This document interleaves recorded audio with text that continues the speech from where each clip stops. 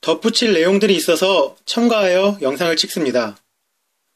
제가 대기실과 구상실에서 했던 생각은 판을 흔든다였습니다.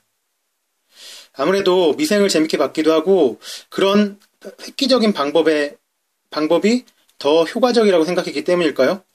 저는 두 가지를 생각했는데 실현 순서가 18번으로 정해졌을 때 앞에 17명을 하고 지쳤던 심사위원들에게 어떻게 더 각인될 수 있을까를 생각했습니다.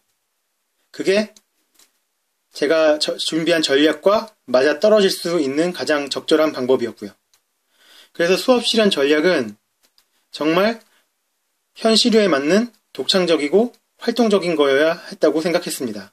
저는 그걸 그때 판을 흔들어야 되겠다라고 생각했고 그 판을 흔드는 방법을 실현해서 썼습니다. 물론 지금 다시 보여드린 실현은 2주가 지나서 완전히 모든 걸 잊어버린 2주 만에 이렇게 잊을 수가 있을까요? 싶은 실현이 돼버렸습니다. 그래서 수많은 간투사와 오케이, 자, 맞아요 이것들을 정말 많이 쓰게 되더군요. 제가 다시 영상을 살펴보니까. 그래서 여러분들이 파악하실 땐 그런 것들을 제외하고 구조와 전략을 파악하셨으면 좋겠습니다. 그게 부끄러움입니다.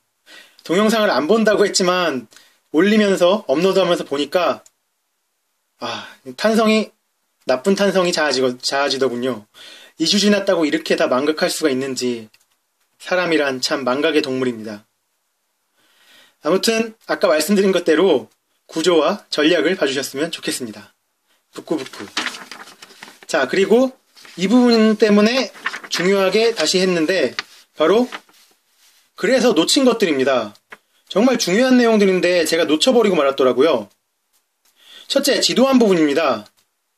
저는 전체 정계 1, 정계 2, 정계 3도 책임 이항의 원리로 이해를 했을 뿐만 아니라 정계 1도 집약해서 학생 중심으로 보여주기 위해 정계 1-1, 1-2, 1-3이 교사의 추론적 독해의 개념 그리고 추론적 독해의 방법들을 알려주는 것에 교사의 역할이 더 있고 그 다음 1-2에 내적 정보, 외적 정보를 활용하는 것부터 점점 학생 중심이 돼야 된다고 생각하고 정계 1-2를 실현 계획을 짰습니다.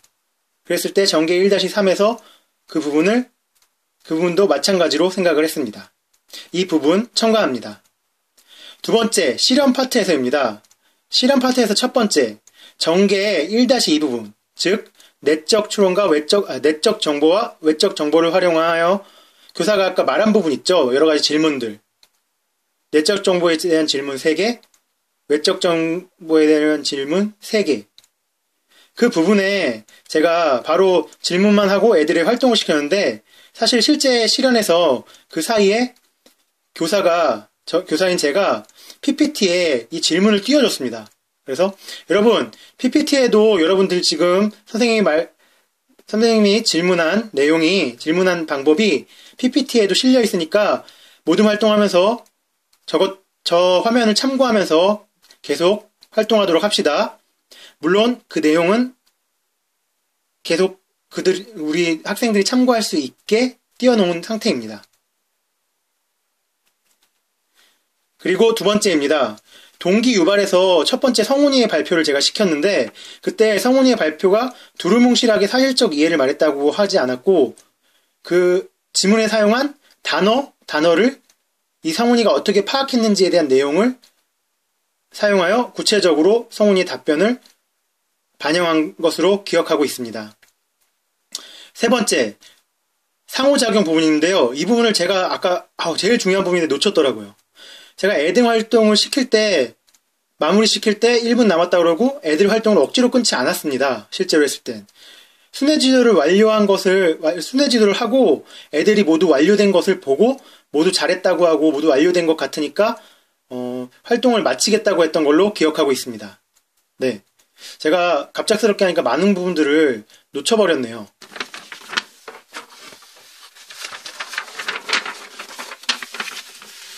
그리고 네 번째입니다. 제일 중요한 건데 제가 놓쳤어요.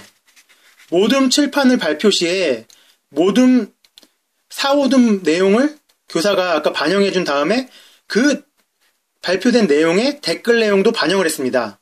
그러니까 아까 부분을 말씀드리면 이렇게 했다는 거죠.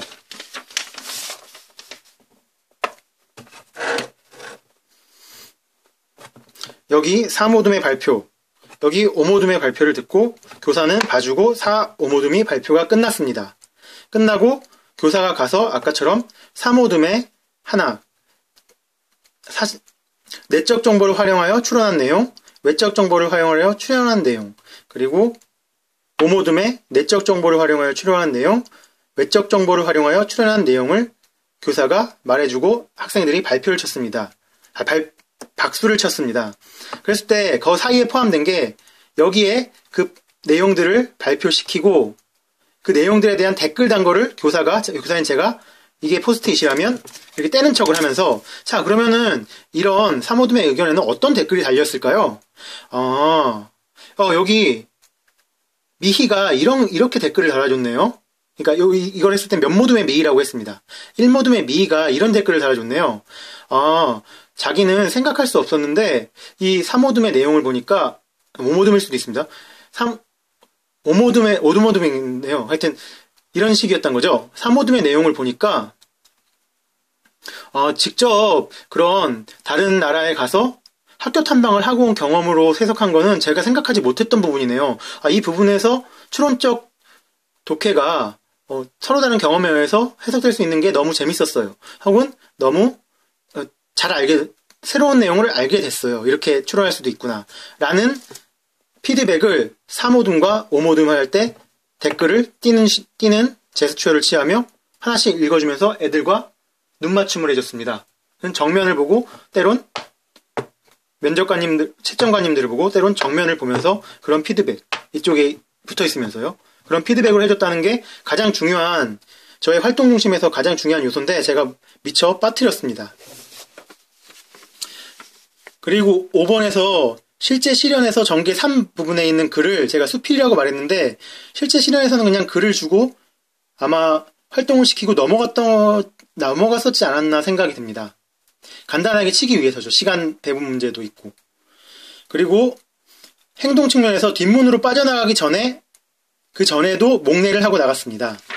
그러니까 수업 실현을 마치고 이상입니다. 총총총총총 여기 와서 배꼽 인사하고 감사합니다 하고 배꼽 인사하고 총총총총총 여기 나와서 자 여기 문에서 뒤를 돌아서 목례하고 나갔습니다. 그리고 생각해보니 채점관님들이 다 저를 보고 있었습니다. 근데 판서할 때는 제가 뒤를 돌아보고 있었기 때문에 채점관님들이 저를 봤는지 안 봤는지 모르겠습니다. 이건 뭐 거의 사족인데요. 그래도 알려드려야 될 것 같아서요. 그리고 8번째는 내용학 측면에서 아까 제가 말씀드릴 때 예측 질문은 읽기 전에 주로 쓰이는 걸로 교육과정에 실려있지만 전중에 모두 가능한 활동이란 거 염두에 두셨으면 좋겠습니다. 자, 이 정도로 덧붙이는 글을 마치겠는데요. 정말 저도 부끄럽네요. 오히려 실현 준비를 해가지고 딱 그날 쫄깃한 상태에서 가서 했을 때는 간투사도 안 쓰고 축축 치고 나갔는데 여러분들께 다시 알려드리려고 복귀하다 보니까 오히려 더 떨리는 것 같기도 하고 생각이 그렇게 안 나고 실현 부분을 잘 전달했는지 싶네요.